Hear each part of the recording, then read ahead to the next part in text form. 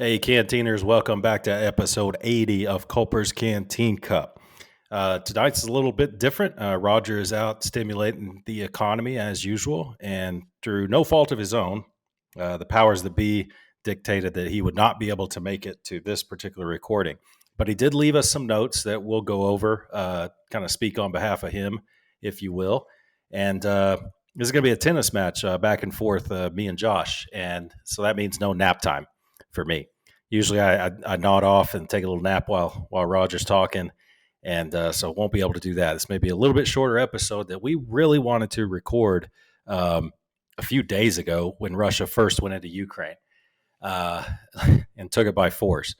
It was trying to take it by force. Man, it's very interesting what's going on. Josh and I and Roger have a lot to say about it. A lot of mysteries abound. We've got a few questions from some of the listeners on Facebook and Twitter and personal messages. And what Josh and I will do is just kind of talk through the situation. And then if we haven't addressed any, I've got them all here. If we haven't addressed any by the end, we'll go ahead and talk about those line by line. So appreciate y'all who went ahead and sent the feedback to us. What we'd like to do kind of is Josh is going to kind of lay out a bit of a road to war without going all the way back to Ivan the Terrible or Catherine the Great or the Crimean War down in the 1800s. I mean, this place has a very rich history of conflict and war. Speaking the area of Ukraine and even down further south in the Black Sea. So, Josh, you want to give us a little rundown, talk about oligarchs and what happened in 2014 and things like that. I think you got some pretty good notes on that, so take it away. Yeah, thanks, man. Yeah, we're definitely not going back to Ivan the Terrible and stuff. So we're going to start in 2010. It's a little bit closer, and again, this is like Luke said, the history behind this place and that area is so nuanced and so deep that it would take hours and hours and hours to explain it, lay it out. We don't have hours and hours and hours, and you don't either.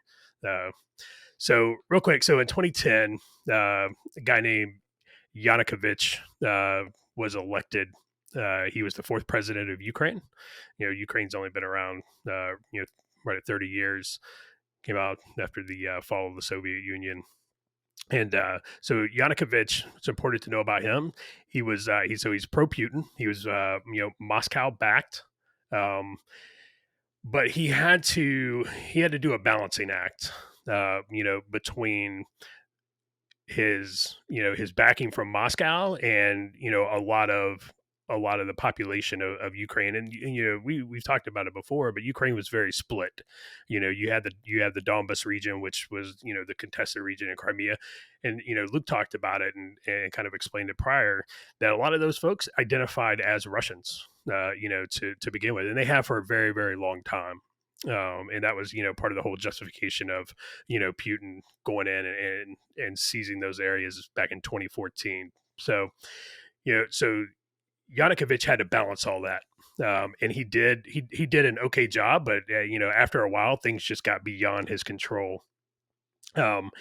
His downfall really came. He was on a back and forth with Russia on gas. There was an agreement that Moscow wanted him to join. It was a bunch of the former Soviet republics got together and, basically they were going to abdicate the control of their gas lines to Moscow.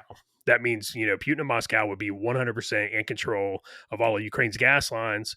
And ultimately, Yanukovych said, okay. After some going back and forth, the International Monetary Fund made him an offer, but it had some stipulations to it. Putin steps in and makes him a no strings attached deal. He could do whatever he wanted. It was going to make him a very rich person. Well, he went ahead and took that Putin deal. Well, a lot of the residents of Ukraine had something to say about that. And so in the center of, and we're gonna hit this real quick, in the center of Kiev, that is how I learned it in school. I'm pretty sure that's probably the Russian pronunciation. You find a lot of these places will have a couple different pronunciations depending upon which ethnic background you come from. So I'm going to say Kiev. Some people might say Kiev. Hey man, I'm going with Kiev, and you can yell at me later. So in the center of Kiev is Maidan Square. And so what we had was the Maidan Revolution, which is basically where a bunch of folks came to that square. It was a it turned into it would start out as a peaceful protest. It turned into a bloody protest. Yanukovych cracked down on the protesters, thinking that was going to, fix it. Well, it didn't. So Putin's watching all this, right? Because Putin wants to maintain, Russia has that besieged castle mentality. They don't want NATO. They don't want, their adversaries on their borders. They want to be able to control and manipulate the countries on their borders. Well, Putin saw what was happening with this Maidan revolution. And, you go back and, ever since the fall of the Soviet Union, there's been this press to expand NATO. We wanted to expand NATO as rapidly as possible. So 2014 Maidan Revolution goes on. Eventually Yanukovych is out of office. The acting prime minister steps in. He stated he would sign the agreements with the European Union. And again, now Putin sees this country that he had under control with Yanukovych. Now that control of Ukraine and control, the power over Ukraine is slipping away with this. So he turned around, and that's when he annexed Crimea and Donbass in 2014.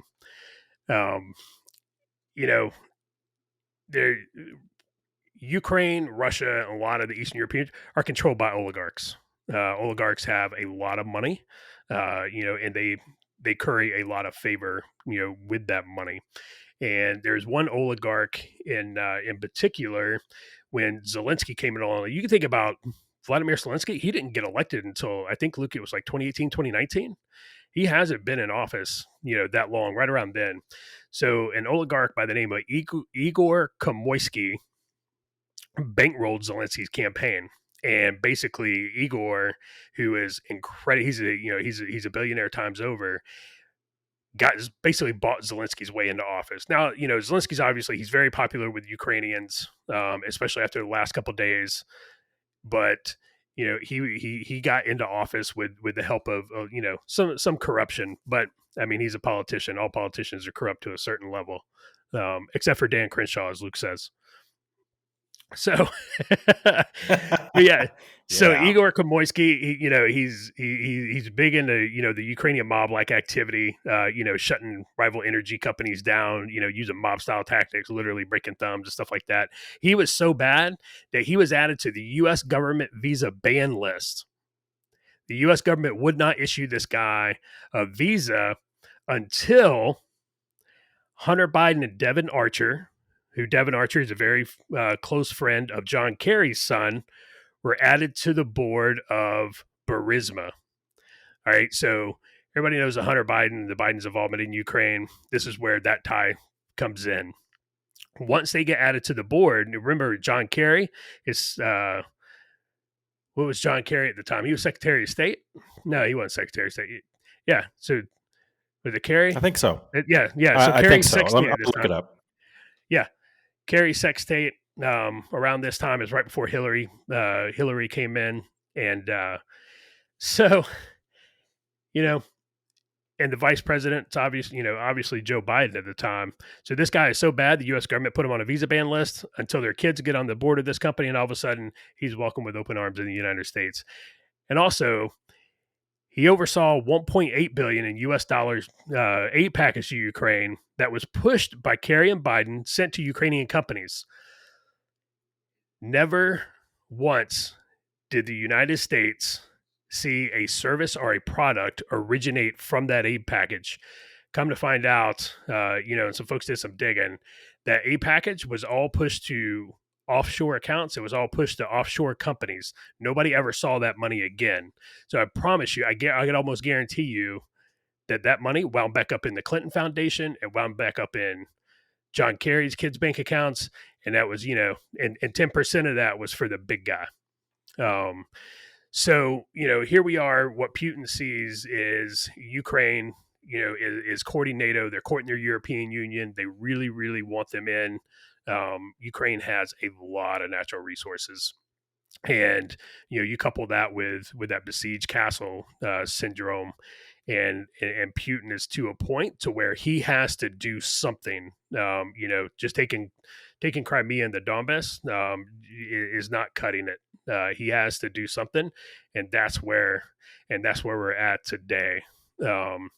So that's kind of just a little bit of the background. And again, like that's just, I mean, that's the mist on the top of the waves. That's not even touching the water itself. So Luke, on that, I don't know where you want to jump off at and dive in. So I'm just Well, gonna throw it over to you. And I'll just kind of give a few of my thoughts, right? My initial thoughts, because there's a lot to say about it, and you could just pick one something that I say, and then we'll kind of run from there. Because boy, oh boy, we've been messaging back and forth a lot over the since this started happening, and Josh and I actually got a little heated one night and had to bro hug it out. Believe it or not, I know y'all can't believe that. But yeah, John Kerry was Secretary of State from 2013 to 2017. I don't remember it being that long. Kind of flew by, I guess. I don't either. Yeah. One quick point about linguistics. I want to get across to everybody. I'm trying to be a better person. That's all there is to it. I'm trying not to let the little things bother me. But one of the things, Josh said he's going to say at Kiev. I got no problem with that. Josh says he's going to say Putin. I've got no problem with that. You know why I don't have a problem with it? Because I understand what he's talking about when he says it. It doesn't matter whether it's the proper way to pronounce it or not. But what's bothering me is when you go back a year ago and everyone on the news is saying Kiev, the way you'd say it in Russian. And then they pulled a little. I know this is an information operation. Everyone now is pronouncing Kiev, like Keev, Kiev. I'm like, what the hell? And they're like, well, that's how the Ukrainians pronounce it. Well, yeah, yes and no. It's the way the Russians pronounce it is Kiev. The way the Ukrainians pronounce it is Kiev. But if you say it quick, it sounds like Kiev. So they're saying it like the Ukrainians say it to throw it in the face of Putin, kind of like, remember Saddam? Remember when George Bush Sr. was saying Saddam and it means like goat herder or something? It's that. It's an information operation. So say it however you learned it, man. As long as your point is getting across, it doesn't matter how you pronounce a Spanish word, a Russian word, or whatever. It really doesn't, as long as the meaning's getting across. So that has nothing to do with the war in Ukraine right now. So there's a lot of stuff that we've been going back and forth on, and I've reached out to a few of you who have asked questions. What's going on in Ukraine? What do you think about this? What's going on? What's going on? I'll tell you this. A lot of this stuff that's going on right now doesn't make a lot of sense to me. The way it's being handled, at least on the Russian side, doesn't make a lot of sense to me. Number one is we're used to, Josh and I and Roger are all used to a certain form of Russian doctrine on how they invade. And their doctrine never really changes too much. And even as it's evolved, they kind of stick to the same doctrine. For instance, heavy cyber attacks before an actual invasion. I didn't really see the heavy-handed cyber attacks before this invasion. That's number one. Number two, we're used to seeing like serious artillery and rocket forces right at the outset, followed by strategic bombing, followed by wiping out armored columns, things like that. I mean, they go hard. When the Russians go in, it ain't too surgical. It's just hard. Like think Dresden in World War II. I mean, they level a place. We're not really seeing that. And I think I understand why. They want to preserve a couple of things I think Josh pointed out, which I agree with. They want to preserve the infrastructure. Got it. And they don't want to look bad on the world stage. I kind of get that, but they're going to look bad no matter what. So it's like, why aren't they going like balls out? People are like, well, Ukraine's the size of Texas. You just don't understand. And I'm like, no, I kind of do understand. They got to Kiev pretty fast, but that's only 60 miles from Belarus, 60 miles or so. So, I mean, yeah, of course they got there quick. So they're there now. What's the holdup? Another question I have is why haven't they cut comms? That is completely within their capabilities, is to just shut down all comms coming out of that place and going on within it. But right now, it seems the Ukrainians have quite a bit of command and control over their own forces, allowing them to be able to fight back. So my question is, well, if you really want to take over, you want to do it quick blitzkrieg style, why didn't you cut the comms? There's a lot of social media coming out of there. It's like, so they're allowing propaganda to leave Ukraine pretty much unimpeded. Propaganda, the videos of the families in the basements and things like that, touchy feely type stuff that makes you feel things. I'm very sensitive, I guess because I don't know why, but I'm very sensitive to the propaganda on both sides. I've been looking at Pravda quite a bit, and obviously I've been looking at what's going on Twitter. And in the course of 3 days, we have count them three or more Disney screenplays just ready to go. I mean, made for the big screen stories within 3 days. The Ghost of Kiev, who shot down 6 MiGs in one day over around the Kiev airspace. Wow. I mean, that's really something. 6 MiGs? How many times did he have to land and refuel and go up again? What were the logistics behind that one single fighter pilot shooting down 6 MiGs? I mean, that it's not World War I anymore. We're not talking about the Red Baron shooting down 6 planes in one day from the air. That's crazy. So it's like, wow. I mean, that's kind of a crazy story. Who is this guy and how many MiGs has he shot down since day one? It's propaganda like that. The guy who blew up the bridge and sacrificed his own life to stop the Russians from coming over. I mean, that's another made for the big screen screenplay. Another piece is the Snake Island, where the Russian boat was saying, "Hey, throw down your arms," and this island, the border army, basically they told them to go F themselves, and then bombs rained down and killed all of them. Now I've seen conflicting reports. The UK Defense Ministry said, no, those guys actually surrendered. They're still alive. The Ukraine Defense Ministry put out that those guys have surrendered, and then they put out, no, they were killed. So it's like, man, there's just a lot of stories coming out right now. There's a lot of strange things going on in the news. I think about a year ago, the faithful listeners will remember that we threw out there, I think it was at the end of one of the episodes, that there were rumors about Putin and how he has Parkinson's. That was a year ago.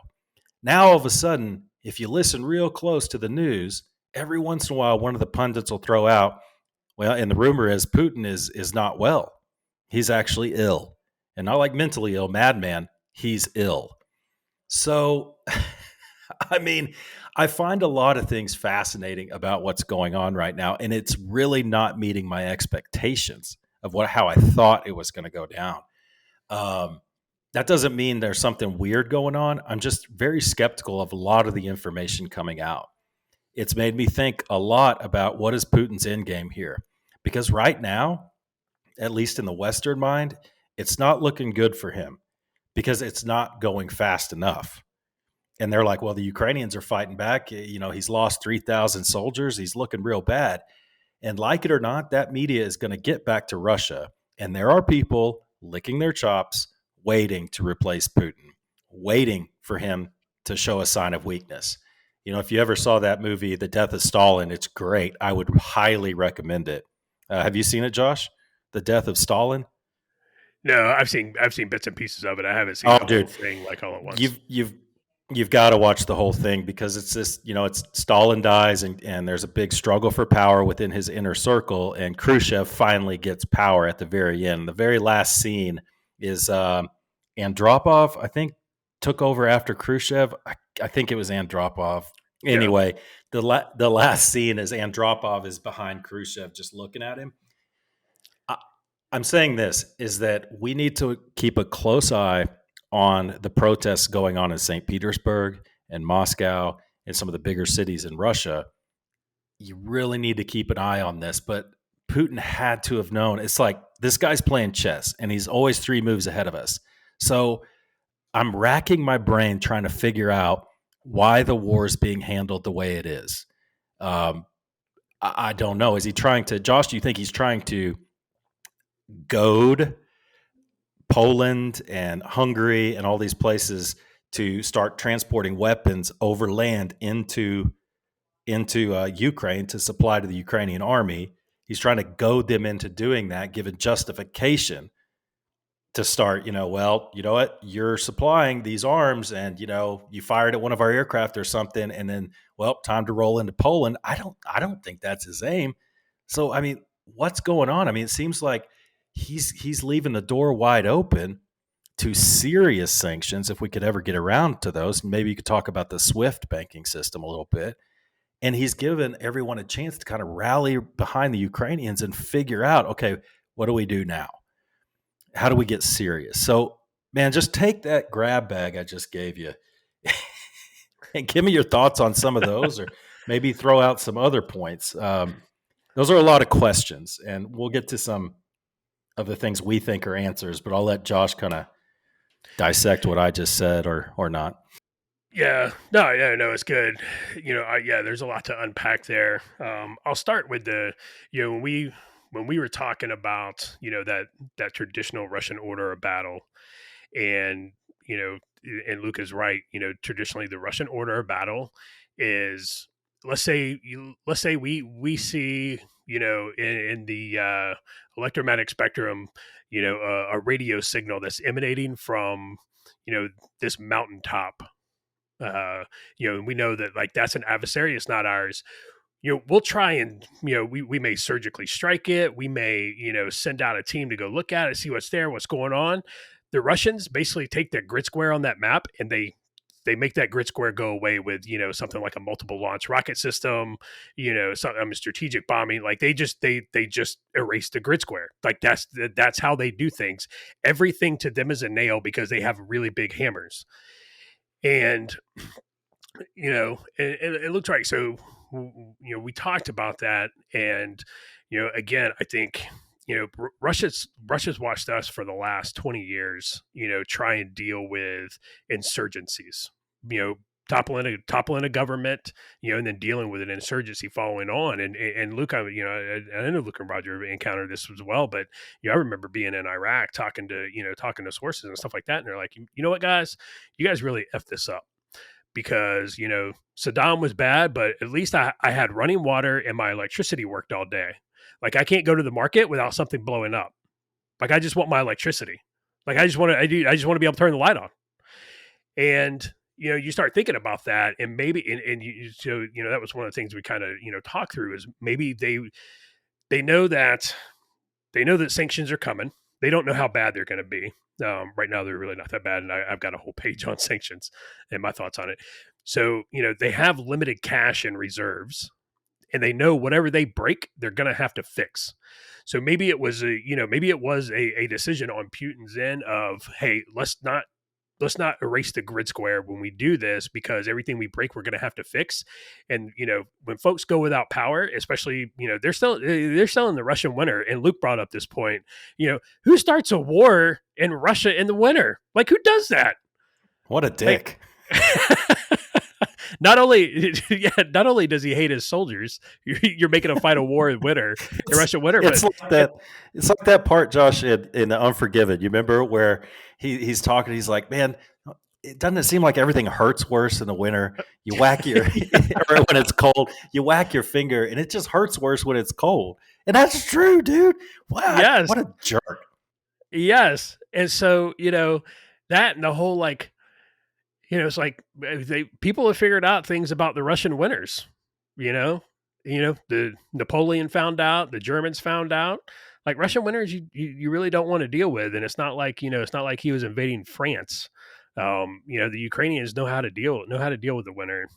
Anyway, so but you take a population in Ukraine, and you take away their power and their heat, they're probably not going to like the occupiers very, very long. And so I think that's that may explain that. I don't know. I could be way off.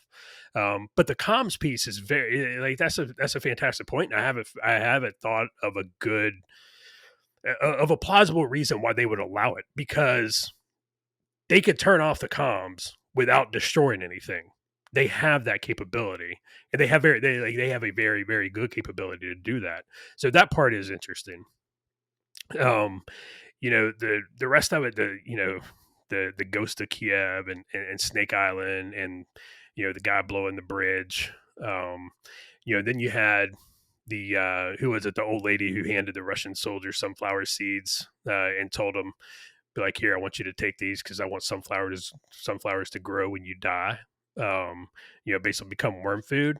Like, you know, I, I get I get why they would do that, right? And I haven't heard anything to the contrary on that one. The Ghost of Kiev, the MiG thing, and I forget what I mean. He's flying a MiG, and he's fighting MiGs. So they're on par. I just I just think back to Red Dawn, the original, not the shitty remake of. It was like it was 5-1. I got 4. Um, you know, so but I think we've done stuff like that too, a little more. eh, eh, I think back to Pat Tillman, right? So I think back to Pat Tillman when Pat Tillman got killed. It was, and they knew from the 5 minutes after it happened, they knew it was friendly fire, uh, but they knew that if they were to put that out, that an NFL star who gave up an NFL career, millions of dollars, fame, all that to go fight in Afghanistan, got killed by friendly fire. They know what that would done. Yeah, would have done not only to the morale of the troops over there, but really, what would that have done to the morale and the support for the war at home with the populace? So I definitely see why you know Ukraine would do some of these. It may come out that the Ghost of Kiev is real, right? I just at this time, the plausibility of it, man, like the stars would have to align. Like that dude should go buy a lottery ticket right as soon as the war is over because he's going to be a millionaire. Um, Straight miracle, dude. Straight miracle if it yeah, happened. yeah. I mean, it's a bigger miracle than the U.S. beating the Soviets and in the Olympics in hockey. Shut your mouth.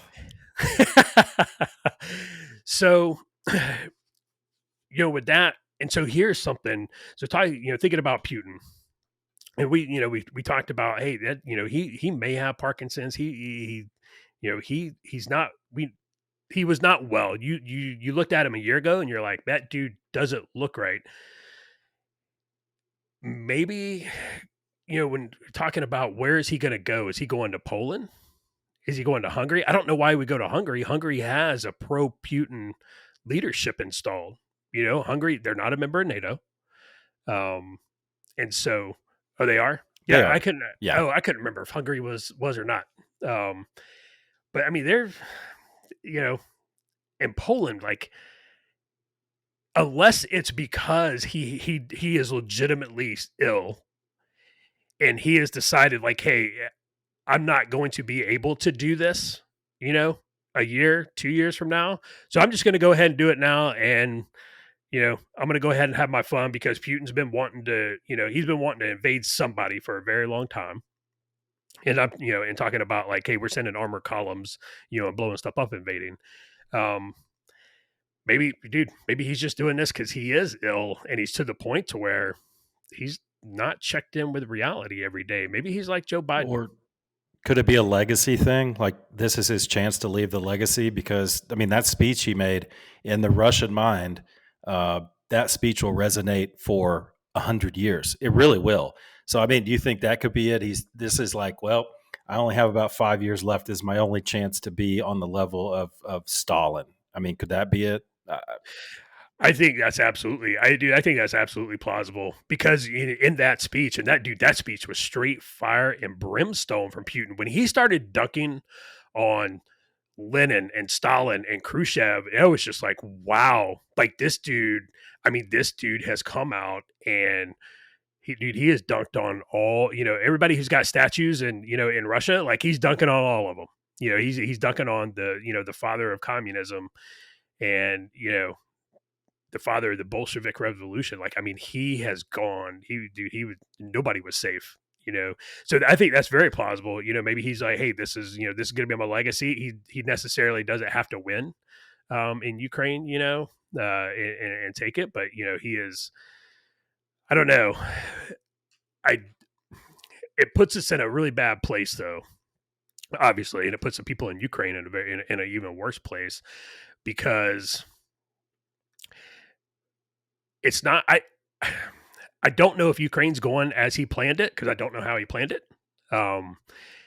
But Luke, let me ask you, what does he do if he realizes that he may lose and the Ukrainians may throw them right back across the border into Russia?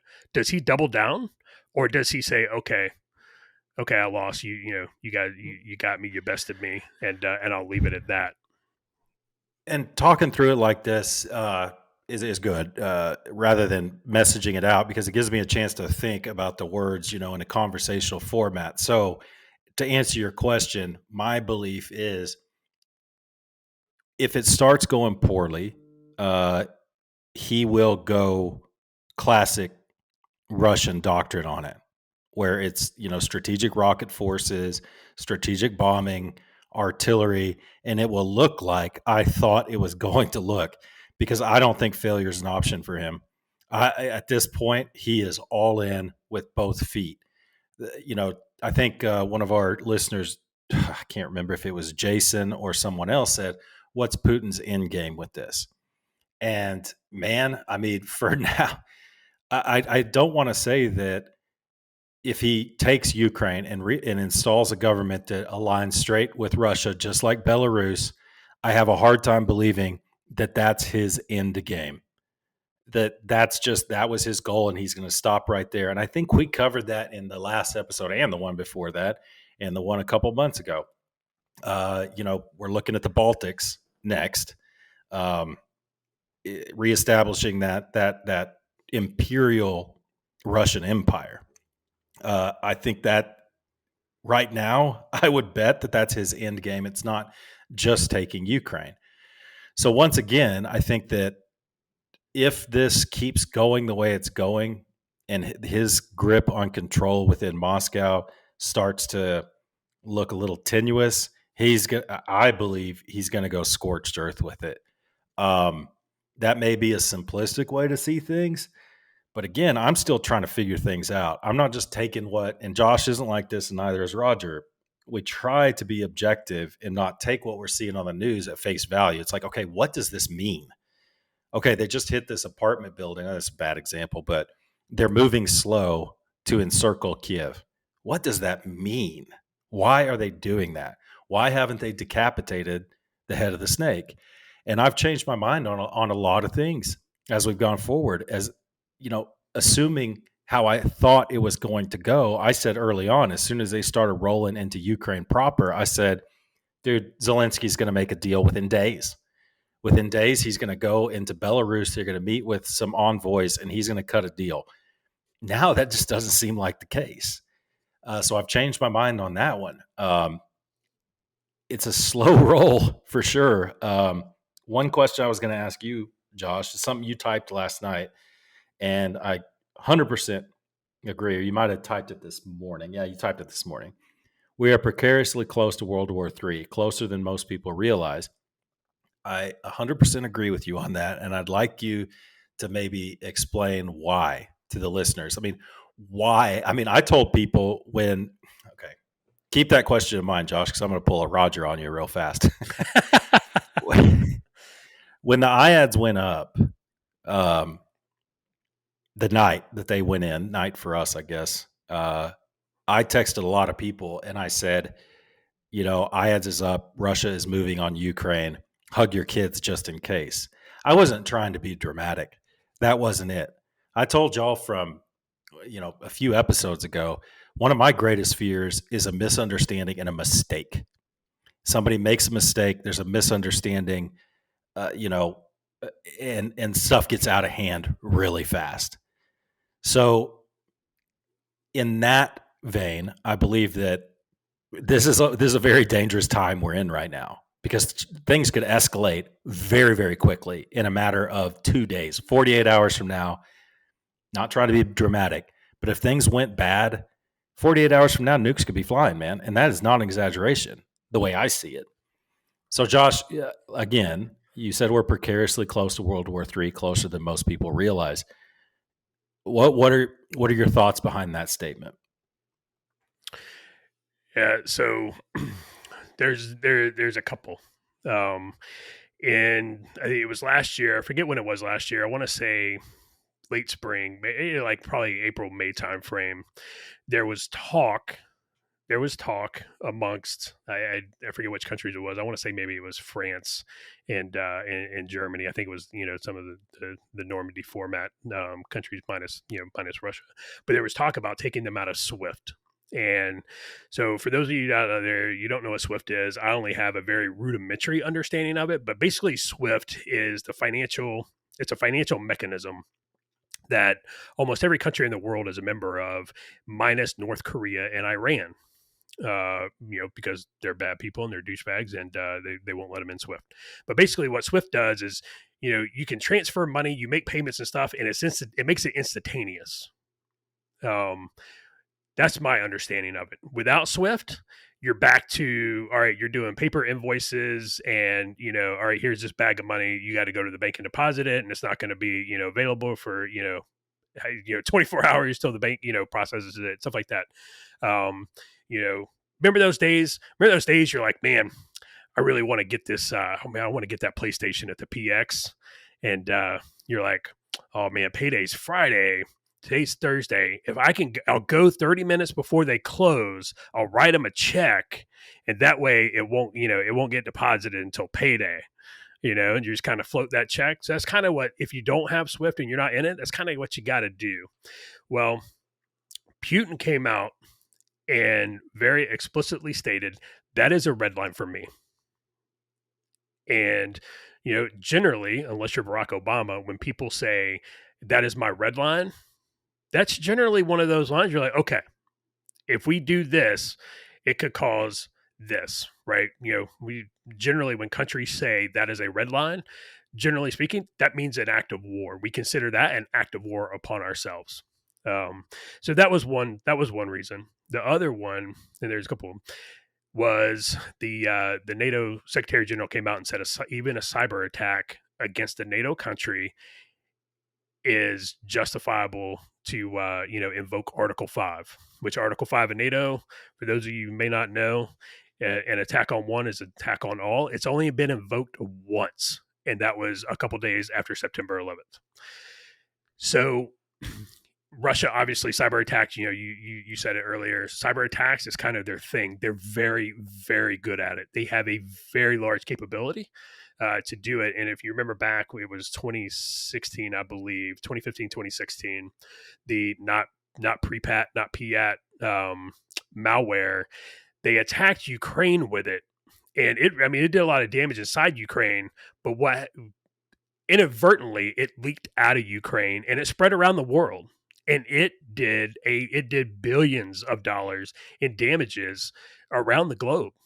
And so, when you have this, the Secretary General come out and say, a cyber attack on a NATO country is, we're going to invoke Article 5 and then it's game on. Well, like you said, it only takes one person, that dude sitting behind a computer with thick glasses to hit the wrong key. And next thing you know, you have, Russian malware all over NATO country systems, shutting them all down, putting them in the dark, so to speak. And now you're saying, now, hey, we're invoking Article 5 and, there's Raptors, flying over Russia. You take that, France detained, boarded, and from last I saw, they still have not released it, but there was a Russian ship, a commercial vessel, flagged under Russia, that was, I forget, I don't even know where it was. I can't remember. I don't know if it was in the Black Sea or the Med or where. But it was on its way. It was on its way somewhere up there in the North Sea, and it got diverted to France. And it had to dock in France, and that's when the French took it. Okay, So, you see that Ukraine came out and asked Turkey to close what is that, the Bosphorus Strait, going into the Black Sea. They came out and asked Turkey to do that. Well, what you saw was the headline was Turkey closes, Russian warship access to the Black Sea. It's on a major news outlet on a headline, and I was just, and that was even after I texted that statement saying, "Hey man, we're really close." And I saw that, and I was like, "We're like World War III Yeah, starting today. Like it's going to start today yeah, because that's because a huge red line for Russia." here's what happens. Here's what happens. Just for those who may not be familiar, here's what happens if Russia closes that strait, which that strait is extremely important globally. Yeah, Um, it's like the Nile up there. The what's the that Strait of strait? Come on, Hormuz. no, the one at the whatever God that goes into the Red Sea Yeah, or whatever. that's Strait of No, Hormuz. is the Strait? Okay, Strait of Hormuz. Now that's the strait. I'm talking about the one Egypt controls. It doesn't matter. Anyway, here's what happens. Russians need access to the Black Sea. They're allowed access because of certain treaties and all this stuff. If Turkey decides to close it down, Russia forces its way through, thereby attacking Turkey, thereby Article 5. It forces its way through. They have no choice at that point. They're not going to settle for not having access from the Sea of Azov to or whatever to the Black Sea. It would be bad. So sorry to cut you off, Josh. Go ahead. No, no, no, no, no, no, no. It's all good. But I saw that and I was like, "Oh shit!" Like this, and again, it came back to like, but that's what it was. The headline wasn't Ukraine asked Turkey to close it. It was Turkey closes, the Bosphorus Strait, and you're just like, "Oh shit!" Like this is crazy, and it's like, and that goes to just the news outlets and them not understanding the ramifications of what they are disseminating and what they're saying. Like all dude, it's just like, man, it's like, but Well, you go back about it, like in Turkey and Russia, there's no love lost between Turkey and Russia at all. Um, and what was that? Remember that ship that the Israelis sunk? That U.S. Navy ship back in the '70s, I believe, in the Med there.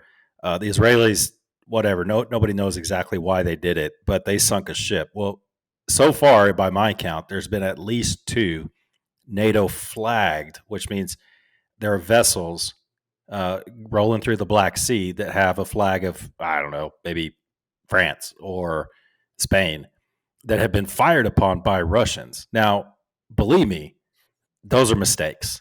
The Russians thought it was something else. They fired and it hit those ships.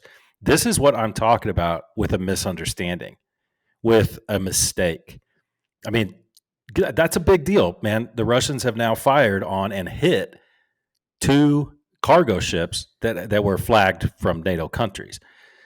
So again, I cut in on you, Josh, but it's things like that we're kind of talking about. And when you see, like you said, Josh, these headlines, it's like what, and then you immediately have to go do a little bit of due diligence to see exactly what the hell is going on. yeah, it was really bad. And luckily, Turkey, I went to, I dug into like the State Department's page and stuff like that. Turkey very quickly came out and was like, no, no, no, no, no, no, no. We are not closing that. Ukraine asked us to do that, and we're not going to do that. So luckily, Turkey, themselves came out and put out an official statement. They understood the gravity of the situation. They were like, nope, nope, nope, nope. We're not doing that. Don't fire up the Enola Gay just yet, Moscow. It's, but I mean, we are right now. I don't. We are in 13 days territory right now. Where and for those of you who haven't seen it, go watch 13 Days, Cuban Missile Crisis. We got nuclear missiles, 90 miles off the coast of Florida, and for 13 days, the world was on edge. The world was on edge because all it took was a miscalculation. All it took was a mistake, like Luke's talking about, or something like that. And guess what, boys and girls, like you know that 80s foreign policy, like it's real now, because nuclear missiles are flying, and you start seeing, and I saw also in Moscow. And I don't know if it was, for whatever reason, I don't know if they're doing, we're going to do a military exercise, but they were rolling ICBMs, through Moscow, from one point to another. And when ICBMs start moving, especially with what's going on, right now in Russia and Ukraine, you're like, whoo, hey, hey, Ivan, what are you doing with those? What's your plans for those? Because That we was got some questions. that was recently. That was recently. It was in the last 72 hours. Oh my god, I didn't see that. Yeah, I'll see if I can find the video clip. But it was, it was like 2 or 3 ICBMs that were being moved on, their mobile launchers. And man, you start seeing those things being moved because they don't just up and move those things, every day. It's not like us, we haven't driven this in a week. We need to do a motor pool rollout, to put some miles on it. You start seeing those things go through. You're like, hey man, okay, you got my attention, especially with what's going on. So one of the things dude, there's so much to talk about. I kind of wandered off some of your questions. Hopefully I answered some of them, Luke. But the big one, No, why I that's good. texted that. We talked a lot about NATO and Article 5. I don't know, man. NATO, I'm going to just flat out put you on the spot and ask you, do we still need NATO? Is NATO causing more problems than it's solving? What are your thoughts? It needs to be complete, in my opinion, it needs to be completely restructured. I think we were kind of on the right track with the Trump policy. I think we were on the right track there because despite what we saw in the news, I kind of had a behind the scenes view of how some of these NATO summits went when he was president. The news would come out and say he just offended everyone and it was a disaster. But at the end of the day, behind the curtain, a lot was getting done because these leaders, like Germany in particular, Angela Merkel, had to give him the middle finger in public to satisfy her German base, right? But since was talked to these leaders and behind the scenes, they were like, okay, we understand. We have to increase our spending. There was talk about restructuring how you have to allocate your 6% of military spending. There was talk about how, okay, we understand, pick a country, any country, Slovenia. We understand that your GDP isn't that great, but we really need Slovenia to move equipment through if the Russians come through the Suwalki Gap. So we will allow you to improve your railroad system. We will allow you to improve your interstate system, for lack of a better term. And we will call that defense spending because that helps NATO. It also there's a current rule like it can't be something like an infrastructure project that will benefit commercial use. There was talk about having that go away, so we could improve infrastructure. It's like a win-win for everybody. So NATO is I do believe that alliances are good. I do believe that, but when they're outdated and they're 50 years old and you're still working on mechanisms that are 50, 60 years old, it's time for a complete restructuring. And it's time to just be like, hey, you don't want in, you don't have to be in. Because there's this organization called the Visigrad 5, or it's either V4 or V5, of the countries that kind of stretch from the Black Sea up there, the Baltics, all the way down to the Adriatic. And Romania and the Black Sea. And these people are very serious. They're very serious about their defense. Romania, Poland, the Baltics, Hungary, even Czech Republic, Croatia. They're serious about what's going on. You go to a NATO conference you got a Spanish guy sitting there, and you've got a Polish guy sitting there, and you're talking about UAVs, for instance. The Spanish guy is going to be talking about technicalities of the law and airspace and things like that really don't matter in a combat setting at all. It's just it's technicalities that go right out the window if war breaks out. Meanwhile, the Polish guy is asking, how do we shoot these things out of the damn air? How do we arm these better so we can kill the enemy? That's kind of there's a big disconnect within NATO. It needs to be restructured, dude. Article 5 is great. That's a big thing. Because you talk to Spain and Portugal, I don't mean to single them out, but they're a long way from Poland, man. They're a very long way. And when there's a real threat of nukes flying, I mean, is it in the Spanish mind of the or the Portuguese mind of the citizen? It's like, what the hell do I care about Lithuania? Is it worth a nuke coming in and destroying an entire city where there happens to be a NATO base? No, it's not. Let them have it. So these NATO countries have to answer to their citizenry. It's very political, and NATO headquarters is it's a mess. It's so political. They're never talking about war. It's so to answer your question, Josh, it has to be restructured because Article 5, it was invoked after 9/11, but that was easy. That was easy to do. There weren't going to be any nukes flying from Afghanistan. There was a threat of terrorism emanating from there, but not an existential threat. Uh, so that's my thought on NATO. It doesn't work as it should. I do believe this though. I kind of like what I'm seeing out of NATO right now. The NATO countries, maybe not NATO in particular. They're activating the NATO reaction force or NATO response force, the NERF. That's good. Any kind of show of force that we can do within NATO, saying we're getting ready, Putin, we're getting ready, and you better not get squirrely. You better not get froggy, son, because we're about to jump. And that's going to lead me into one of the questions. Let's see. How about this? Josh? I'm going to give you a hard one. I'm going to put you on the spot. I'm Roger tonight. Say, this is from Jed. And Jed, you were the first one to comment when we threw it out there, and we appreciate that, man. So Jed asks, what actions, two-part question. What actions would you take if you were in charge? And I assume that means that you're in charge of the United States, not sitting in Delaware, drinking, taking your Geritol with the shot of Metamucil and making sure you don't poopy pants. So if you were president, what actions would you take if you were in charge? And what point would you send in troops? U.S. troops. So, all right. So one, that's a very good question. And it's not easily answered because this is going to open up a can of worms. Because I think I differ probably from you and Roger on this one, and from some other folks. My answer is easy. I'll give Jed my answer real quick. Okay. I think I actually typed this in Twitter.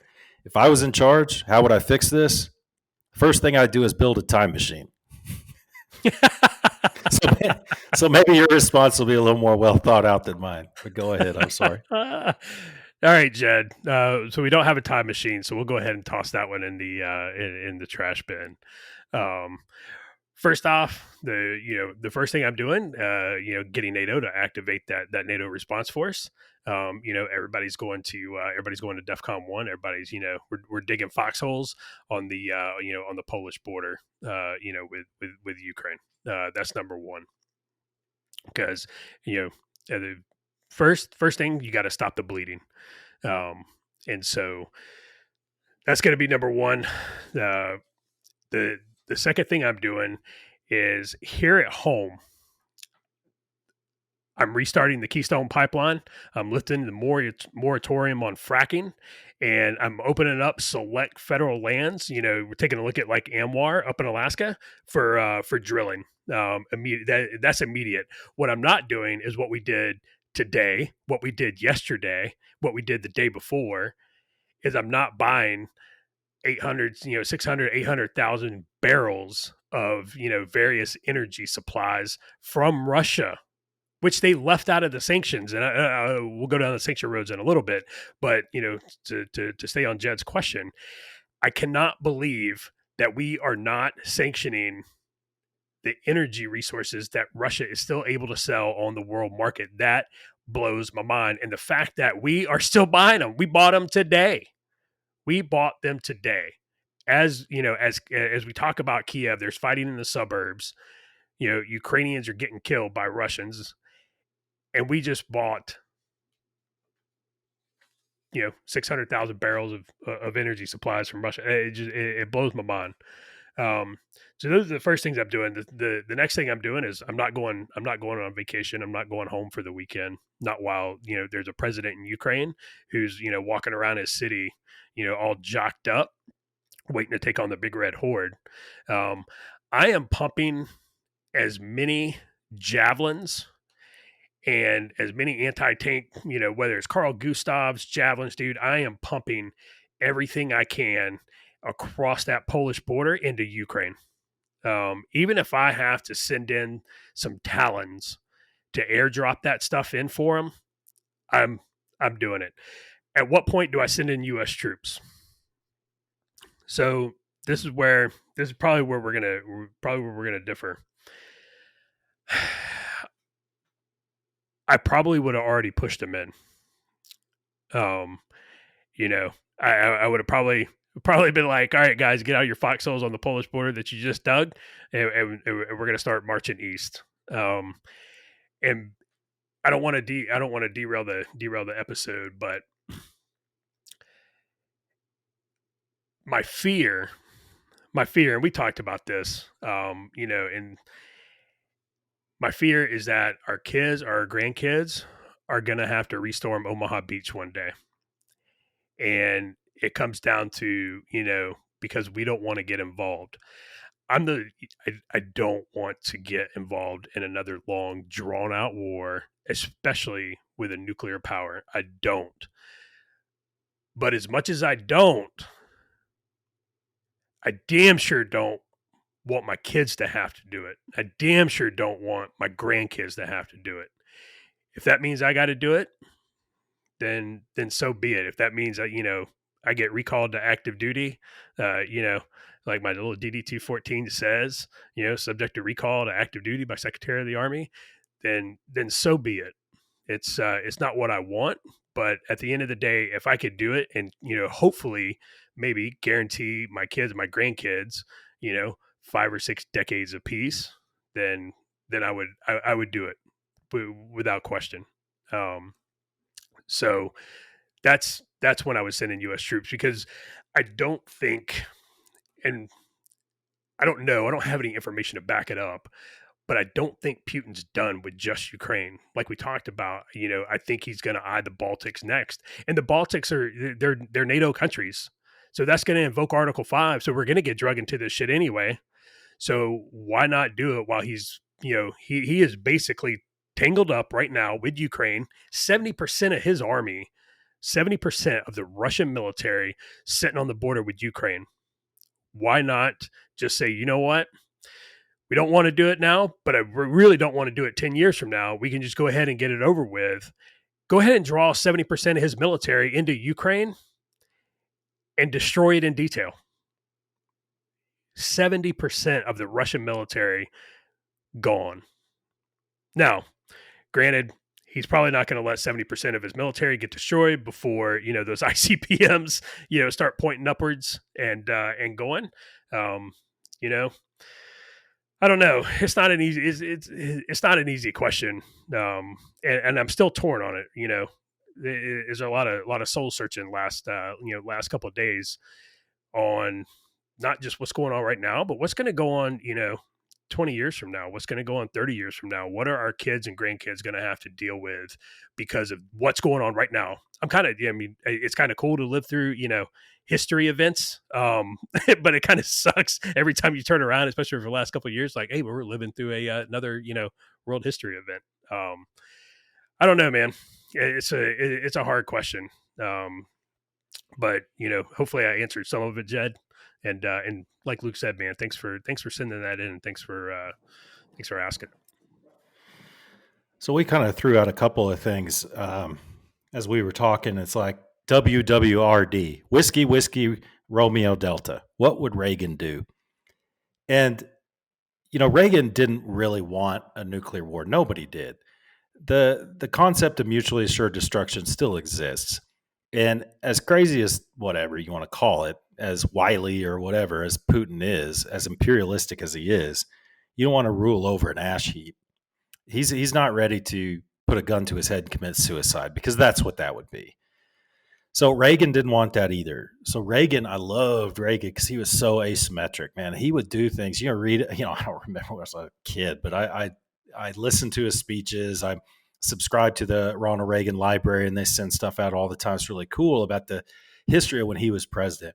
And some of the things he would do were just so ballsy and uh, so unexpected. So I try to look at it that way. I don't know about troops going in. I respect Josh's opinion. I don't know if I hold the same one, and I acknowledge I may be wrong about that. I don't know the point where, to tell you the truth, I don't know at what point I would be like, "Yep, troops go in." I do agree with a lot of the stuff Josh said. What would I do if I was president? Absolutely, I'm 100% on board with Josh's suggestions on that. But one of the things that maybe what would Reagan do is there's a little country called Moldova that's and it's a shithole, man. It's bad. They've been downtrodden for years. Those people have had it rough. Um, but they speak Russian there. It's kind of a weird place. Uh, why not? And there's disputed territory within Moldova where the Russians say this belongs to us, and it does not border Russia. So Russia doesn't say it belongs to us, but we control this. We are a peacekeeping force here, and it's this little area kind of in northeastern Moldova. Again, I said it borders Romania, which is a NATO country. Why not invade Moldova? Let's just invade Moldova. And we're a peacekeeping force in Moldova because we're worried about the Moldovan people. And that might be kind of an asymmetric thing. Now Putin's got to worry about what the hell are they doing? We're throwing a little sand into his gears there. Another thing I'd be doing, I told somebody this last night. I mean, I would be all in. And I would have been doing this freaking a month ago or longer. It's like, you know what? We're going to pull out these 3 battalions of Ukrainian special operations because we think that this is going down, and we would be kind of public about it. We'd make it seem like a secret, but it's not. We'd pull them out of Ukraine, stick them in a base in Poland right across the border, and have our white special operations forces, the Green Berets, do what they're supposed to do. Start training them on insurgency immediately, sabotage techniques, behind enemy lines kind of stuff, to where now we've got 3 battalions ready to go.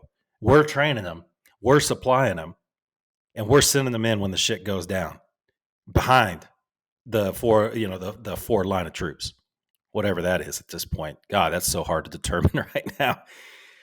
But yeah, I mean, those are 2 little things that we absolutely should have and could have been doing. And Roger and I, after Josh went to bed, old man bedtime, we were getting kind of heated. It's like our elected officials and people who are appointed are just so stupid. And it's like, no, well, they're not stupid. They're just not informed. Well, what's the excuse for that? You've got Kinzinger putting some of the dumbest stuff out there on Twitter. That guy's an elected official. He's putting things in. Oh, it's very frustrating. It's very frustrating, Josh, to be honest with you. To kind of address Jason's question, what kind of aid are we sending into Ukraine?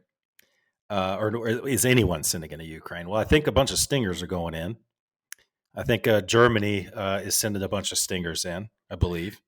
Yeah, the Stingers are already in. There's a couple of videos of some Ukrainian soldiers actually shooting at a MiG Stingers with Stingers. Stingers. Yeah. Okay. Did they come from Germany? So they came through Germany. This was remember the package. I want to say it was either the Netherlands or it might have been Estonia wanted to send Ukraine lethal aid right at the very, very beginning, and Germany was like, no, we're not going to allow it. Mm-hmm. That was the package that eventually went through. So it came through Germany, but it wasn't from Germany. Germany begrudgingly let it through, which I'm kind of done with the Germans, to be honest with you. The interesting thing behind that is when you sell an arms package to another country, like if the U.S. sells a bunch of Stingers to the Estonians or the Germans can't just give those away without telling the U.S. or asking permission from the U.S. first. And usually in these contracts for these major weapons purchases, it's stipulated you can't give these away, period. And so that's significant. That sends a message. I think that's a decent move. That sends a message that, hey, the U.S. blessed off on this. This is basically coming from the U.S. I think another country sent a bunch of javelins. I think Poland. There's a lot of countries within NATO that are sending a lot of ammunition based on their country size. Artillery, ammunition, things like that. So, to my knowledge, there is stuff going into Ukraine. I think that a lot of NATO nations are providing that. So, Josh, here's another here's another one. All these people ask questions. It's like, dude, we only have an hour and a half on this thing. This one's also from Jason. Uh, the repercussions. What are some repercussions for allowing this invasion to happen? And maybe when you're discussing that, talk about Taiwan a little bit and what that means and how that looks. So the repercussions for us for allowing this to occur, is that I'm assuming that's Jason's question. Yeah, What are I the mean, unintended consequences? yeah, not just for the U.S. because we'll get into that later. If you want to address that, that's fine. But what does this mean on a geopolitical level? And go ahead. Yeah. Okay. Yeah. No, I got it. It took me, man. It took me a bit. It's past my bedtime. This is what happens when we record late. It gets past my bedtime, and my brain don't work. So you go back to right after the election. Biden wins the election, and he tweets out, quote, "America is back." Well, so America is back. So everybody in the world stage is watching. America is back, right? Biden's in, Trump's out. Well, I think this is, I think it bodes very, very badly, and to use a Trump word very bigly. Um, you have Afghanistan just this past August, and now you have this. Within the first year of the Biden administration, we evacuated 2 embassies. So if that tells you how it's going, you take a look at there's still almost 9,000 Americans in Afghanistan that we left. Now you take a look. We evacuated our embassy in Kiev very, very early. We moved it to the city in the west, closer to Poland, Lviv. Now, again, it's another one of those pronunciation things. I and then they were like, nope, everybody's out. All State Department personnel are out of Ukraine. We pulled all our DoD folks out, the ones that we had there, and this goes back to for years. The world elite, a lot of U.S. elite, use Ukraine to launder their money. They use Ukraine. They were that kid. You remember growing up, you always had that kid in school who, one of your buddies, you were probably this guy. It's always like, I bet you won't hit him. I bet you won't go up to that dude and hit him. That dude's a bully, man. Just hit him. Just dude, you won't stand up to him. You won't stand up to him. And then Ukraine stands up to Russia and is like, give them a big old finger. And it's like, we're going to go to the EU. We're going to make deals with the EU. And then, that bully turns around and starts beating up your friend. You're like, oh, no, man. Your friend's like, hey, man, can you help me? It's like, nah, dude, you got yourself into this. It's your fight. Yeah, man. I didn't. That's what happened. And, the U.S., you go back to what was that, the Budapest Agreement where, Ukraine after the fall of the Soviet Union is like, all right, man, we'll give up our nukes, but you got to promise not to beat me up. Okay, sure. Yep, not a problem. And U.S., you guys are going to kind of watch out for us, right? You and Germany and, some of the bigger kids on the block. Yeah, man, we got you, bro. And, bro, they just did that trust fall and they didn't catch them.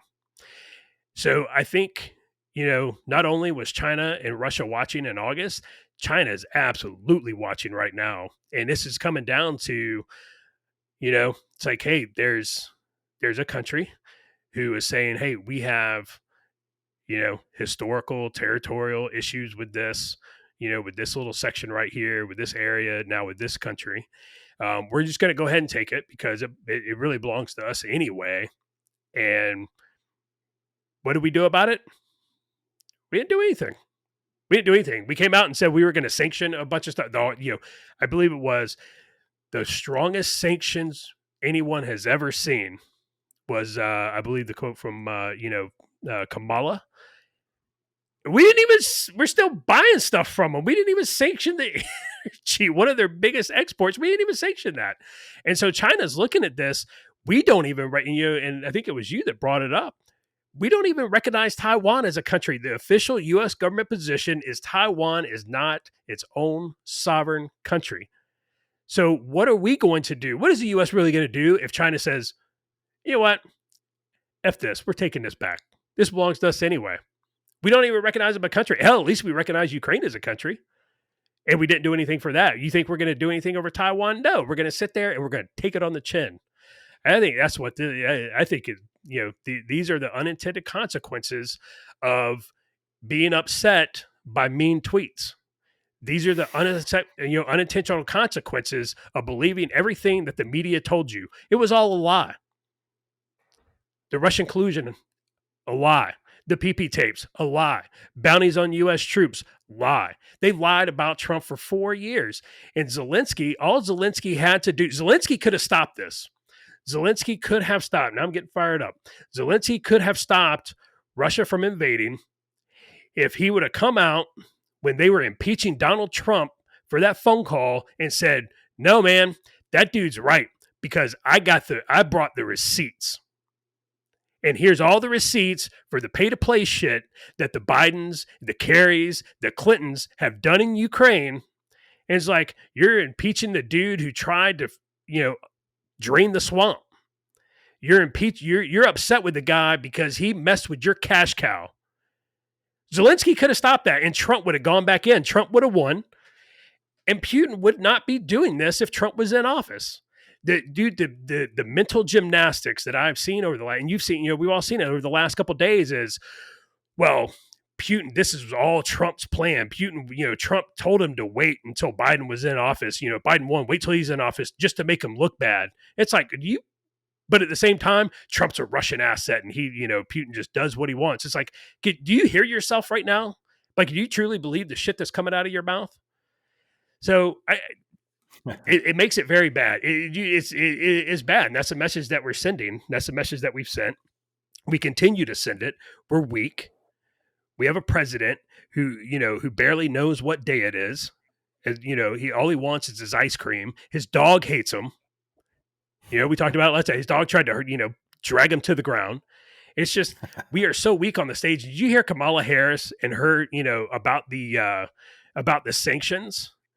It started off, Jake Sullivan came out, and Jake Sullivan was talking about, I believe it was him, and then Blinken even made a statement about sanctions are, for deterrence. We are deterring, the sanctions are going to work. They're going to deter Vladimir Putin from going into Ukraine.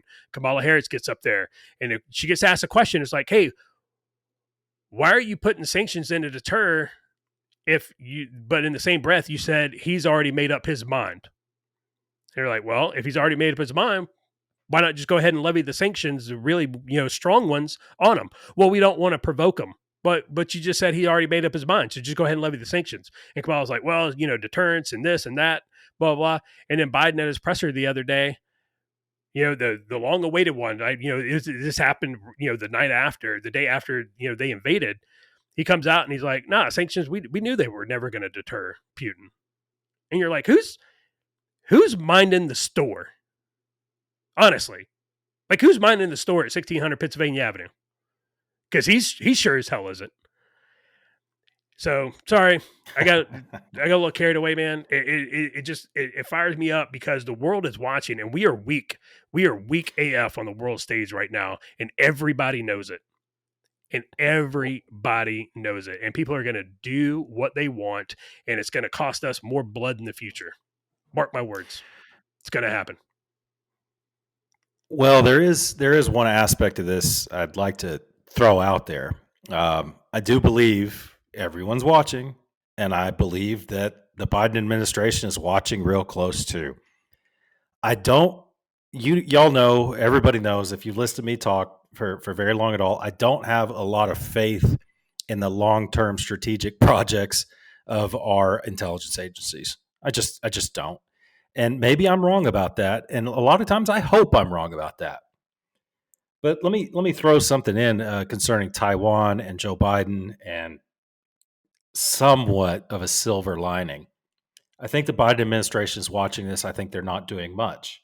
And I think they're hoping against all hope that this goes really, really bad for Putin. Bad enough to where, they start losing a lot of Russian lives and it's just looking bad and it's looking like worse than Afghanistan, like way worse than Afghanistan back in the day. It's a humiliation. They have to tuck their tails and go, and Putin just can't do anything and he gets overthrown. That person waiting in the wings, like we were talking about, comes in and says, you know what, this is it. These protests are getting too big. You've lost your mind. You have Parkinson's. We're releasing the medical records. You're off your rocker and you are no longer in charge. Now, let's just say that happens. Number one, that's a huge win for Joe Biden. They can spin that told you these sanctions would work. See, we were doing all kinds of stuff behind the scenes. Our great State Department helped make this happen. That's a huge win for him, not just in the short term, but for his legacy. And now take that a step further. If this goes really bad for Russia and specifically Putin, China's watching that too. And they're thinking, She is up there thinking, didn't go too well for my authoritarian brother over there in Russia. Maybe we should rethink this Taiwan thing, or at least, let that ball roll down the road just a little bit before we start, trying to take it by force. That's an aspect to consider. I'm not saying that that's going to happen. I'm just saying that, man, oh man, wouldn't it be interesting if the Ukrainians came through and just sent the Russians back with their tail between their legs? But Josh, dude, I am just not convinced that's what's going to happen. I want to return to what we were talking about at the very beginning and then maybe hit one more question from an audience member. I think I kind of touched on it, and I'll just ask you if you kind of agree or have some different thoughts on it. At what point do the Russians just be like, okay, it's time to go, and it's time to go scorched earth, and it's time to decapitate. It's time to target Zelensky, and neutralize him with extreme prejudice? I think we're getting very close to it. Right before we started recording, I saw some of the Twitter accounts that were following from the Kiev Independent Journal, which it's a bunch of independent journalists that are tweeting out. They're doing a pretty good job. A lot of videos, a lot of pictures. So it's not just something that's you could do a little bit of due diligence on it right then and there. And they talked about like there was an the air raid warnings are going off all over Kiev, and they said that it was supposed to be a very, very massive airstrike and an MLRS, multiple launch rocket system strike. So I think a lot of the media that's been that's been going out the last 24 hours or so is talking about like, hey, why they're asking those questions like, why are the Russians not in Kiev yet? Are they, they're bogging down. They're not making the progress that they wanted. Putin's watching, and maybe he's looking at it like, okay, yeah, I can't lose face on this. I've got to double down. So now is that time. We're going to turn Kiev. We're going to make it look like Dresden. So I think we're very close to that point if we're not at that point already. And now, and here's another one of those like, hey man, we're really close to World War III things. You saw Anonymous, the hacker group Anonymous has now jumped on board and said that they are targeting, Russia as well. And so, again, it's like, okay, let's do it. Nothing warms my heart more than dead communists. But you got all this, and it's like, okay, provoke. Russia. He's going to eventually go scorched earth, and I think we're very close to that point to answer your question. So, Josh, I got to throw this out there. You said Twitter, and I was like, let me just check and see if anything crazy's happened. But I scrolled by this one tweet. And it's awesome, dude. This is so good. Okay, just to kind of break it up a little bit. So this Twitter user Katrina Hayden, I don't know who that is, but she's a blue check. Pour out your Russian vodka. Stop using the Russian spelling pronunciation. Expel Russian students and diplomats from the U.S. Stop using Russian salad dressing. But whatever you do not call it the China virus.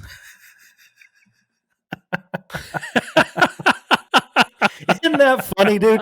Isn't that funny I how love it's it. just it's really strange to watch these people go back and forth. It's insane. And Putin pulled out a big one today or yesterday, and he went on straight up and called all Ukrainian politicians and leaders Nazis and drug dealers.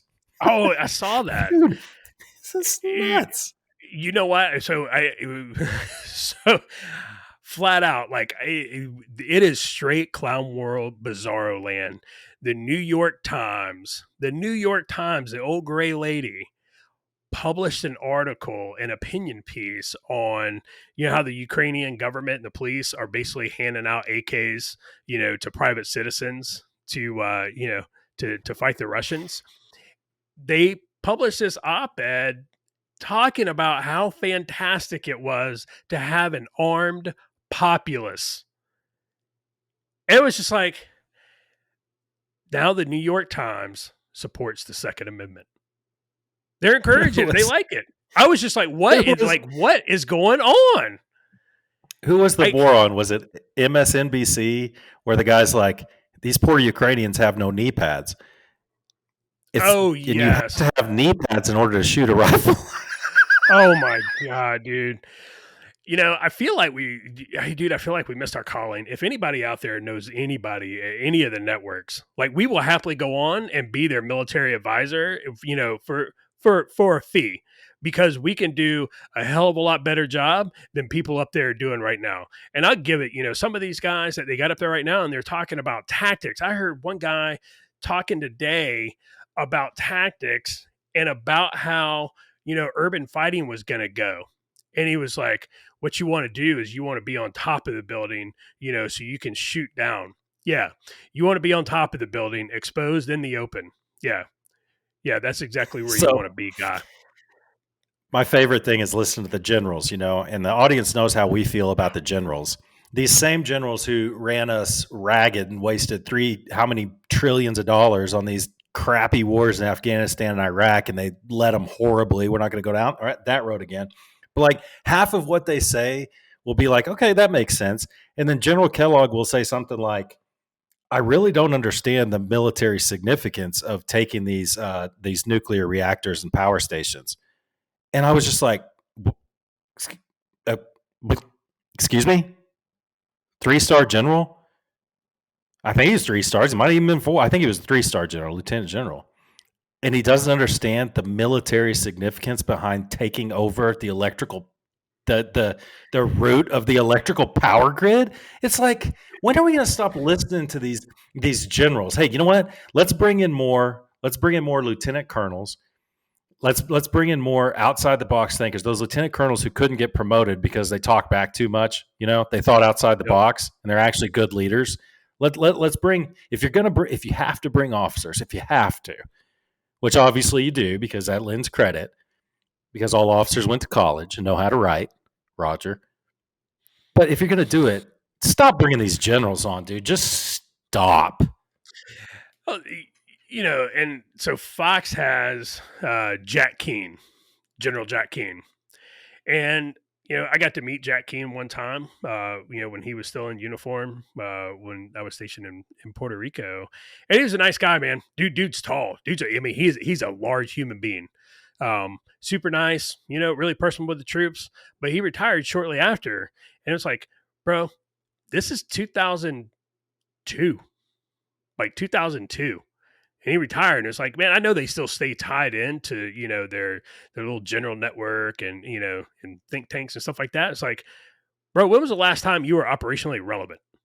Like, when was the last time you were actually on the ground where, you were actually in a combat zone, actually seeing that, watching that kill TV, watching that battle board, seeing what was going on, seeing how, folks were like, it's been a hot minute, man.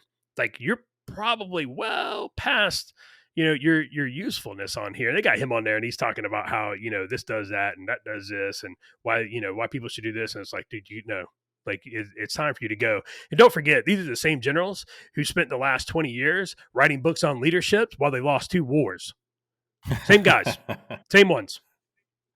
So yeah, dude. Yeah, we beat that dead horse, but I mean, and we will continue to do it. Believe me, you can count on that. You can take that to the bank. So, Kathy, you asked a question, kind of a broad question, but what will this situation with Ukraine and Russia mean for America? I'll kind of cover that in the short term, and Josh, you can give your thoughts as well. I think number one, you're probably going to see higher oil prices, or higher gas prices, I should say, in the short term. I think if things get kind of chippy, you could see some things that might actually affect your day to day life, other than just spending more money. And these could be legion.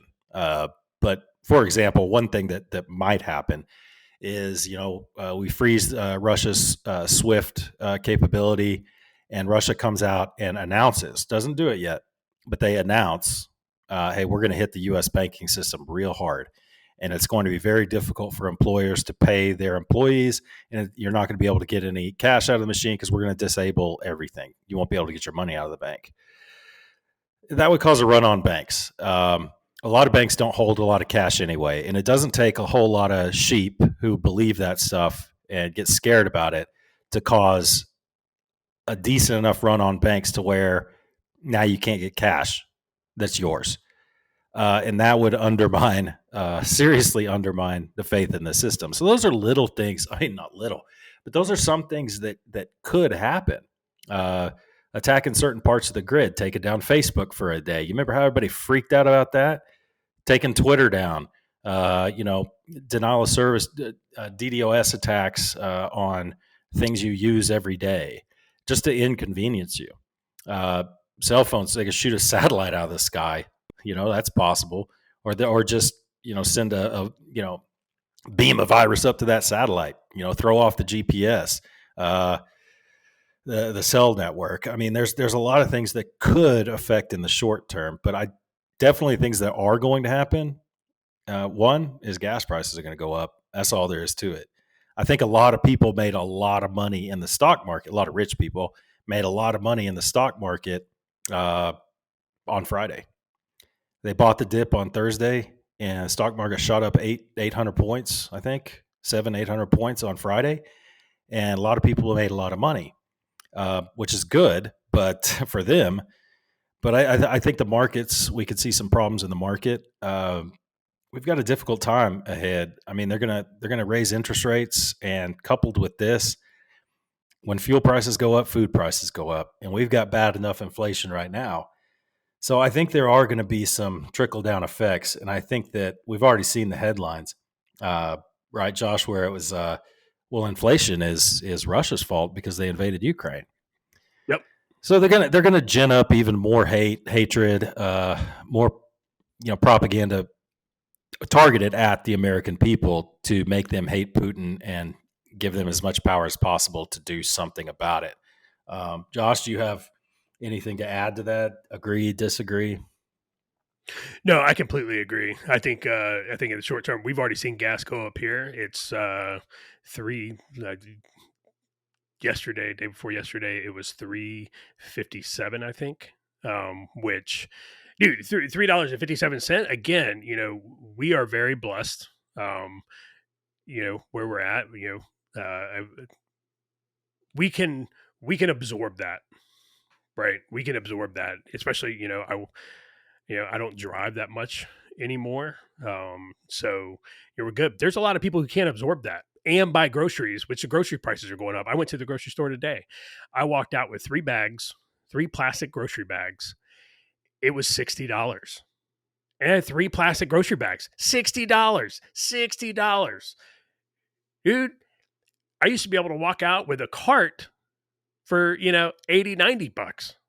You can't do that right now, and people can't absorb that. Dude, even store brand cereal is expensive. when the store brand cereal gets really pricey, like shit's bad. And, again, the political science changed the COVID narrative. COVID's dead. If you guys are still wondering, walking around with your mask on, oh, do I need to carry one? Do I need a mask to go in here? But no, you don't. No, you don't. COVID's dead. We're not doing that anymore. There's a war going on. The neocons and the war hawks, they're trying to get us into a war right now. They are trying to get us into a hot war, on their terms. And so COVID's dead, but dude, the prices, things are going to get crazy expensive. And not only, gas, but you talk about anything made out of petroleum. Anything with petroleum in it is going to get expensive. So, that vinyl fence that you can put up, guess what? That price just went crazy high. Anything made out of plastic, guess what? That price just went crazy high. Like it is going to get bad. Worst inflation in 40 years, but 81 million people voted for this. 81 million people, because I truly believe in my heart of hearts, if Trump was in office right now, Putin would not have invaded. He would not have done it, because he knows Trump was unpredictable, man. And Reagan was unpredictable. And that's why Gorbachev was terrified of Reagan. Reagan did crazy shit. I think you even said it's like, the bombing will start in 5 minutes. Ha ha ha ha ha. The rest are like, just for that split second, they're like, what? They're like, oh, he's playing. But it's, so I think that's the short term. The long term, man, I don't know. I'll say this. We've spent the last 10 years on, 10, 15 years, maybe, we kind of talked about it kind of whenever MTV stopped playing music in the real world, entered our lives. It ruined it all. Dealing with the wokeness and, well, these are my preferred pronouns and this and that.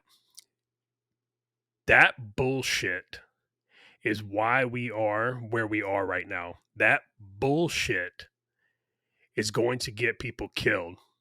When you have the chairman of the Joint Chiefs of Staff testifying before Congress on something, and he's like, well, I've been, reading, the last month or so, trying to understand my white rage. Like, what? Like, what are you talking about? You're the chairman of the Joint Chiefs of Staff for the United States military. What are you doing reading to try to understand my white rage? But like, oh my God, dude, it's like, oh, we got to now we got transgender service members, and we got to make sure we, call everybody by their preferred pronoun. We got to make sure that we get, female flight uniforms, maternity flight uniforms, because pregnant women don't fly anyway. We're focused on this bullshit. We're focused on letting male service members wear clear nail polish, and people can now put cornrows in their hair, because that's the important shit, right? That's the important shit. That's what Putin's been focused on. That's what Z's military's been focused on. They've been focused on killing you. They've been focused on how can we kill Americans? How can we subjugate the United States of America? You're worried about your pronouns? Ivan's over there lifting weights at the range. Ivan doesn't give two shits about your preferred pronouns.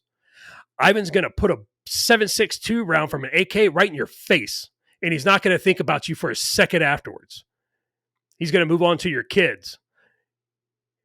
We have been focused on the wrong shit. This wokeness is going to get us killed. It is destroying the country. People need to wake up. People need to wake up. Listen to what I'm telling you. Listen to what I'm telling you. They don't give a shit about your preferred pronouns. They don't give a shit about microaggressions or your safe space. They're going to kill you. They're going to kill your family. If they don't kill you, they're going to put you in a camp. And people are like, oh, Josh is crazy. Not crazy. I'm telling you, it's what's going to happen. We've lost Australia. Crazy. You are crazy, but not because you think that, because you said that. We've last one. We lost Australia. Australia's gone. Australia is done. People woke up one morning and was like, holy shit. Like, Australia has turned into a dictatorship. Like, they're literally going around putting people in camps. Guess what? Everybody knows what just happened in Canada. Canada did the exact same thing. And then Trudeau came out and condemned Moscow for cracking down on the protesters. They were peaceful protesters. They weren't, burning things down or looting. You guys shouldn't have cracked down on them. And it's like, do you hear yourself right now? Canada, A country on our border just did the exact same thing Putin did in Moscow and St. Petersburg to those protesters. Right on our border. We share a 5,000 something mile border with Canada. People better wake up because it's not, we always said, well, we have two oceans protecting us. Well, you don't anymore because the shit's on our border. And some people aren't going to realize it until it's too late, and they're going to drag us down with the rest of them. So, all right, calm down. Rant over for now. So one thing that Roger wanted us to bring up, or at least address, and I agree with him wholeheartedly. He said, "My notes are simple. Everyone is pretending to care about Ukraine. Just say you don't and move on, or hop in and join the fight." And that's 100% right.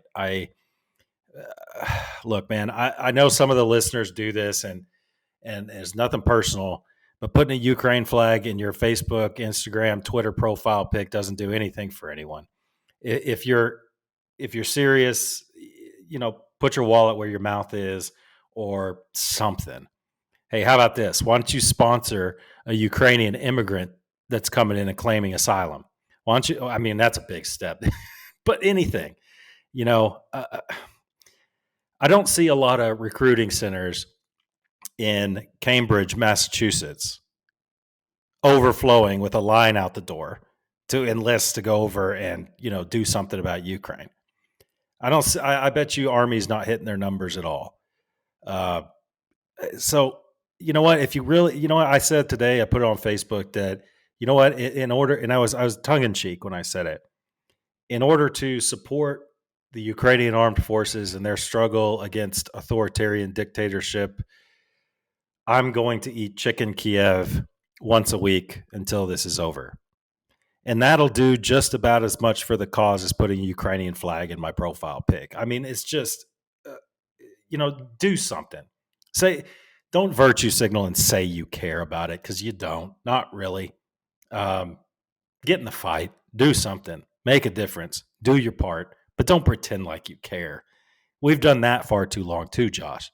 We've pretended like we've cared about Coney 2012 and putting a French flag in your bio because there was a terrorist attack there. What good did that do anyone besides make you feel good and virtue signal that you're the one making a difference? Just stop it. It's pathetic. But nothing personal for those of you who did that though.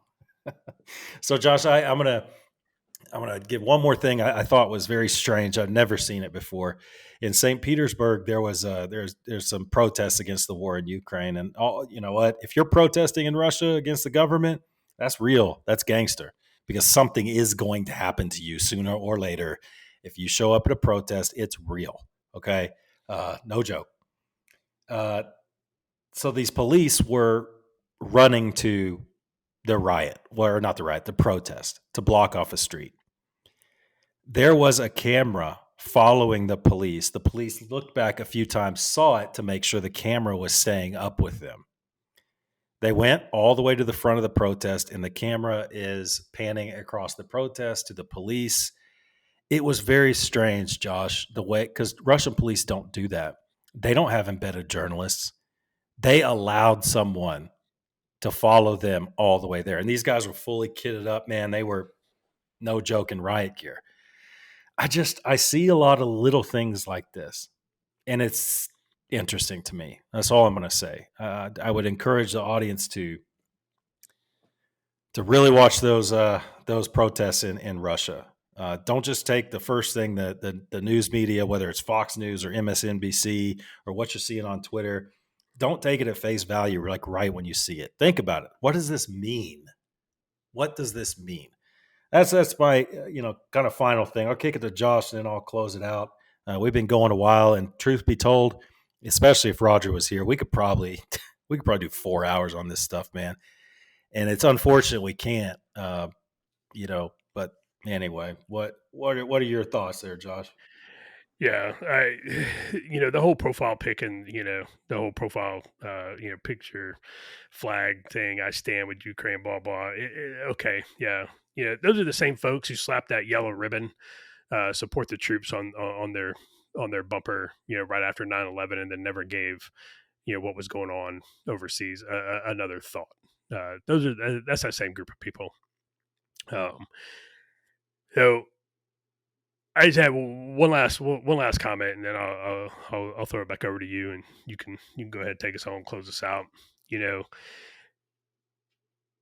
talk about what we've been focused on the last 10, 15 years are all wrong. It's real. Like people, I cannot, you know, just harp on this enough, and I can't say it enough. Like this is very real. People need to wake up because the world is not all sunshine and rainbows and unicorns and everything. And a lot of the world, what's going on, doesn't impact, it doesn't impact, you know, Main Street, in Berkeley. It doesn't impact, a lot of folks directly in the United States, but it's impacting you more and more now because, you're paying for it at the pump, you're paying for it in the grocery store. So you can continue to be focused on, things like, wondering if your 5 year old, well, my 5 year old thinks they may be, the opposite gender. And, so I have to respect blah, blah, blah, because that's just really important to me right now. It's like, okay, when I was 5 years old, I thought I was a Tonka truck, right? It didn't make me a Tonka truck. As bad as I wanted to be one, it made me I'm dumb as a Tonka truck, but anyway, that's for a different episode. But all I'll say is you can continue to ignore reality, but you can't ignore the consequences of ignoring reality and the reality in which we live in. I don't know that all of us are watching the same. I don't know that all of us are watching the same movie. So people need to take a step back and figure out, you know, what is actual reality and what is just bullshit. So that's all I got. It's pretty deep, man. It's true. When I was a kid, I wanted to be a podcaster. And look at me now. Living the dream. Hey, appreciate y'all sticking with us. We definitely appreciate y'all giving us some questions. We'd really like to do more of that. It makes it a more interactive experience for everyone. And if you have any feedback on our answers, you agree, disagree, let us know, man. We love to read that stuff. It's good to know you guys are, we know a lot of people are out there listening, all six of you, but it's even better when we get to interact with you. We feel like it's kind of a community type thing. And that's kind of what we're aiming for. So shout out to Carlton Zeus, man. He just had a really great show down in Brownsville. And I watched the YouTube videos of that. He has a new song called Moss. And man, dude, the guy's on fire. I don't understand how he's not at at the very, very top of the game as far as like doing Super Bowl halftime shows and stuff and having albums that are you see in every iTunes ad and all that, because he is something else. Shout out to Ginger Inferno. Once again, head over to Facebook, check out Ginger Inferno flags. And we haven't shouted out All Secure in a while. Tom and Jen are doing some great work. They got a new T-shirt. They made a little like a little family crest for everyone who is in that community, and that's each and every one of you who support veteran mental health, and especially for the special operations forces out there. So shout out to All Secure. Head over, check out some of their merch. It's really great stuff. And to close out, I really hope your phone isn't melting in your hands as you're listening to this on your commute home. Wish everyone the best. We'll be praying for everybody. Be praying for our leaders to make the right decisions and really not screw up. And, our hearts really are. We do care. We're with the people of Ukraine, man, the soldiers. And I'll go so far as to say there are people on both sides who don't know what the hell is going on, who are going to die without the slightest idea of what they're doing. They're just soldiers, some of them. So it's a like Josh said, this is real. This is a sensitive time, and please be mindful about it. And we appreciate y'all listening. Until next time, keep your canteen cups full and tightly secured.